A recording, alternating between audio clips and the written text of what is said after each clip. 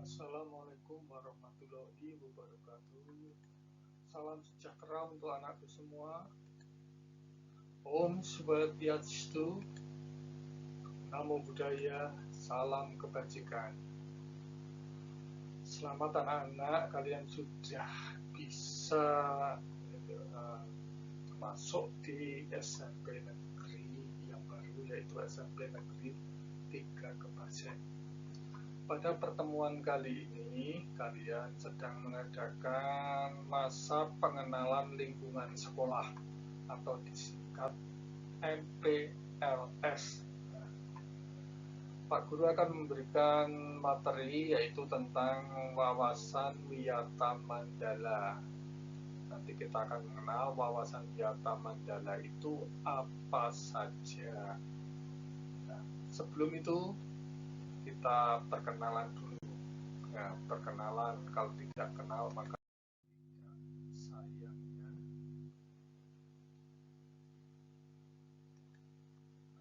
Untuk perkenalan, nama Pak Guru Ignatius Kunchoro, kemudian nomor NIK bisa dibaca sendiri.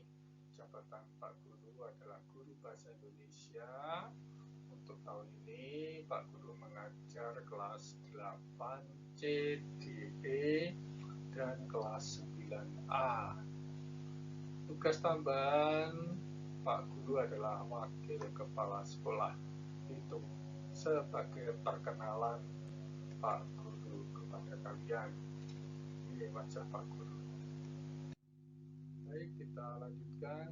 Kita akan mengenal tentang definisi wawasan Wiyata Mandala. Definisi itu arti, anak-anak. Nanti kita akan mengenal persatu persatu wawasan Wiyata Mandala. Nah, kita mengenal dulu tentang wawasan. Wawasan itu artinya apa, anak-anak? Wawasan adalah cara meninjau, cara memandang, cara melihat, cara tanggapan indrawi terhadap sesuatu dalam kurung lingkungan. Jadi intinya wawasan itulah berarti cara meninjau, cara memandang. Kemudian kata yang berikutnya adalah wiyata. Wiyata itu berarti pendidikan. Pendidikan itu tempat mendidik. Tempat mendidik itu adalah pendidikan atau proses mendidik, itu pendidikan. Lalu mandala berarti lingkaran, bundaran, bulatan atau lingkungan atau tempat. Nah, itu mandala. Kemudian yang berikutnya, arti wawasan Wiyata Mandala itu apa? Yaitu cara memandang sekolah sebagai lingkungan pendidikan dan pembelajaran. Jadi bukan cara memandang sekolah sebagai pasar, tetapi sebagai lingkungan pendidikan dan pembelajaran, bukan tempat kongko-kongko. Nah, itu adalah pengertian wawasan Wiyata Mandala.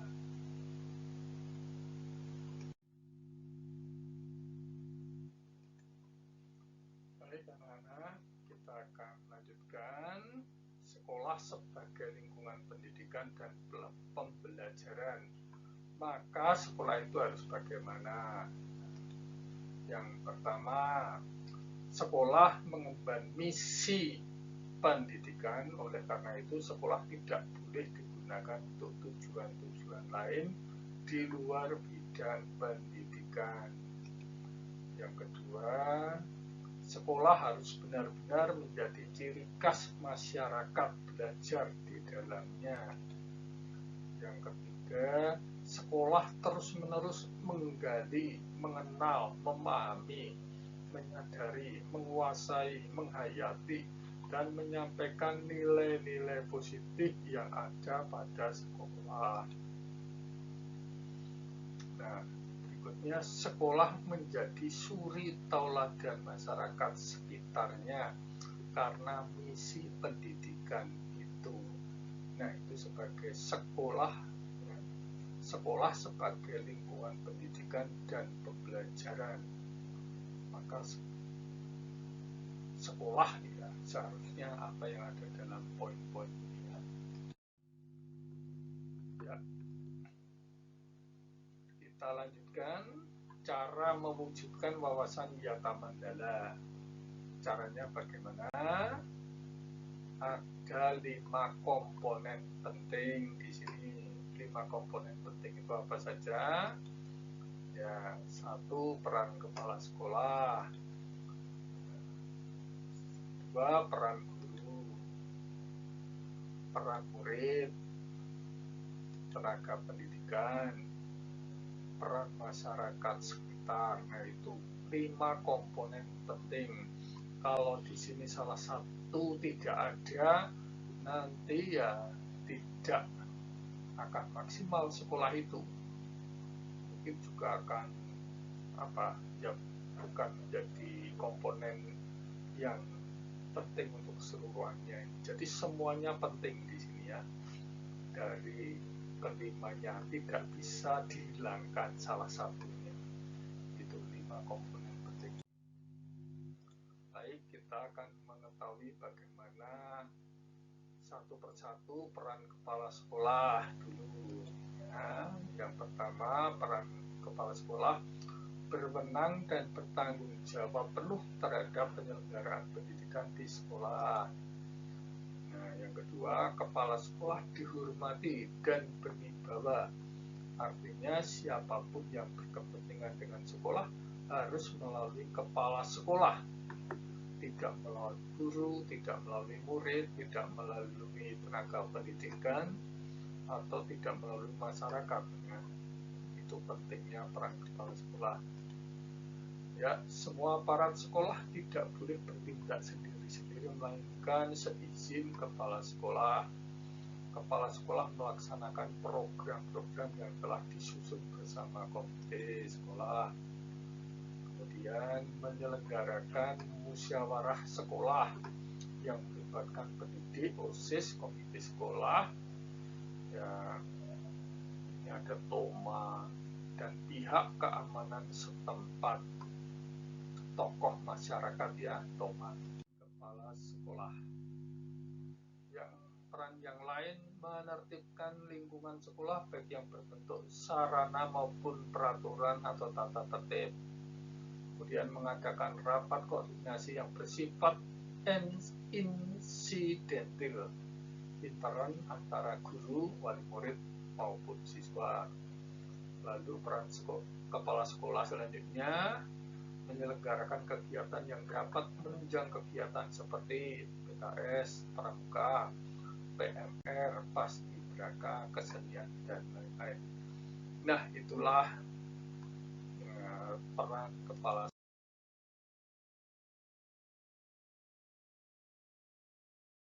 sekolah. Nah, berikutnya adalah peran guru. Peran guru itu apa saja?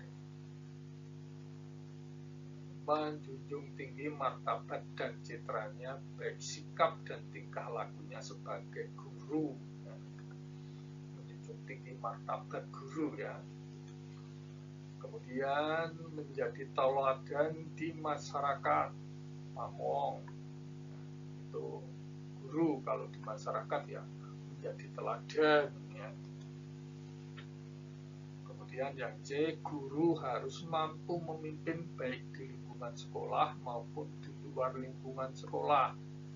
Nah, itu peran guru. Ya, digugu dan ditiru. Artinya apa? Dipercaya oleh diri sendiri dan warga sekolah atau murid-murid. Ya. Jadi kalian harus percaya dengan peran guru tersebut. Kalian juga boleh mengingatkan Pak Guru kalau ada kekeliruan, diomongin, itu juga gak apa-apa untuk saya pribadi seperti itu ya, anak-anak. Tenaga pendidikan. Untuk tenaga pendidikan apa saja hal yang harus dilakukan? Tata usaha harus mendukung kepentingan kepentingan administrasi dalam rangka proses belajar mengajar di sekolah. Kemudian perangkat sekolah yang lain seperti pegawai, satpam, tukang kebun, piket, dan lain harus melaksanakan hak dan kewajibannya sesuai bidang tugasnya masing-masing. Itu tenaga pendidikan. Semua warga sekolah menjalin rasa persaudaraan demi kenyamanan warga sekolah. Yaitu fungsi atau apa saja yang dilakukan oleh tenaga pendidikan. Baik. Lalu peran kalian sebagai murid, perannya apa saja? Ini yang lebih penting harus kalian lakukan. Ini yang pertama, mentaati tata tertib yang berlaku di sekolah tanpa kecuali. Nah, jadi adanya tata tertib kalian sudah diberi atau orang tua kalian sudah diberi tata tertib ya untuk ditandatangani. Itu tujuannya apa? Supaya kalian bisa terkendali, ya, bisa mengikuti apa yang harus kalian kerjakan di sekolah, ya, tugas-tugas yang harus dikerjakan di sekolah, tugas yang ada di sekolah yang diberikan oleh bapak ibu gurumu, gitu ya. Dan kamu harus nurut juga dengan orang tuamu. Nah, itu selain menurut orang tua juga menurut menurut tata tertib sekolah, ya, mengikuti apa yang dilakukan oleh guru-guru dalam menunjukkan tugas di situ, ya. Baik, selanjutnya hormat dan sopan kepada guru dan warga sekolah yang lain, ya. Jaga hormat sopan kepada bapak ibu guru. Kalau berbicara pakai bahasa Indonesia saja, kalau tidak bisa bahasa kromo, gitu ya. Itu caranya. Yang terpenting ketika berbicara bisa mengatakan maaf Pak Guru, maaf Bu Guru. Nah, itu. Saya ingin ini boleh. Atau kalau mau izin, maaf Pak Guru, maaf Bu Guru, saya mau izin ke belakang. Nah, itu hormat, ya. Itu untuk menghormati. Orang tua juga, kalian juga seperti maaf Pak, maaf Bu. Nah, itu akan orang tua yang mendengarkan itu, oh ternyata ini anak yang tahu hormat dan sopan. Kemudian yang C, hormat dan sopan kepada teman, ya. Belajar yang tekun, tugas-tugas dikerjakan, ya, menyelesaikan tugas yang diberikan oleh guru. Ada ulangan harian itu dikerjakan, jangan menumpuk-numpuk tugas, gitu ya. Menjaga nama baik keluarga dan sekolah dimanapun berada. Jangan sampai terkena narkoba, maka menjauhi narkoba. Menjaga dan memelihara fasilitas belajar mengajar. Nah, itu apa yang dilakukan oleh kalian sebagai seorang murid. Menjaga keamanan sekolah, melaporkan peristiwa negatif yang terjadi di sekolah kepada OSIS, kepada guru, kepada wakil kepala sekolah, atau kepada BP atau kepala sekolah, begitu ya anak-anak. Memelihara lingkungan sekolah. Berikutnya, peran masyarakat. Peran masyarakat apa saja? Yaitu mendukung program dan kebijakan sekolah dalam rangka kemajuan BBM, memberi saran dalam kemajuan proses belajar mengajar, kemudian menjaga keamanan lingkungan sekolah, mengadakan kerjasama dengan pihak sekolah melalui komite sekolah. Itu peranan masyarakat. Maka di sekolah ada yang namanya komite sekolah, itu untuk membantu sekolah mengembangkan sekolah itu. Sekolah sebagai wawasan nyata Mandala.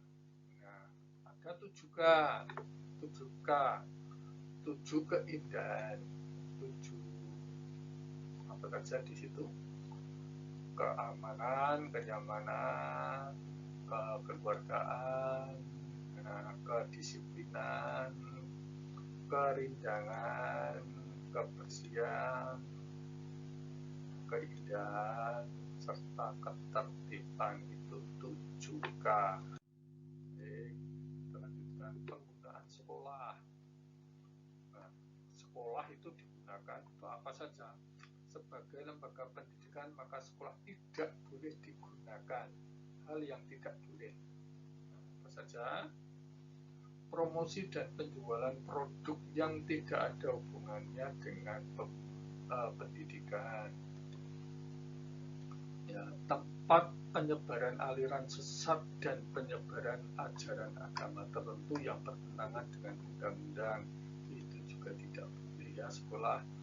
Propaganda politik atau tempat berkampanye, kalian tidak boleh dulu tentang politik, kemudian berkampanye itu tidak diperbolehkan karena kalian masih belajar, yang harus banyak belajar. Syuting film atau sinetron tanpa izin Pemda, pemerintah daerah ya, Pemda. Kegiatan yang dapat menimbulkan kerusakan, perselisihan sehingga suasana sekolah menjadi tidak kondusif. Kemudian mekanisme pelaksanaan kegiatan adalah apa saja? Yang pertama atau tahap preventif ya. Tahap preventif itu apa? Ya sebelum ya berjaga-jaga ya, tahap-tahap yang harus dijaga-jaga.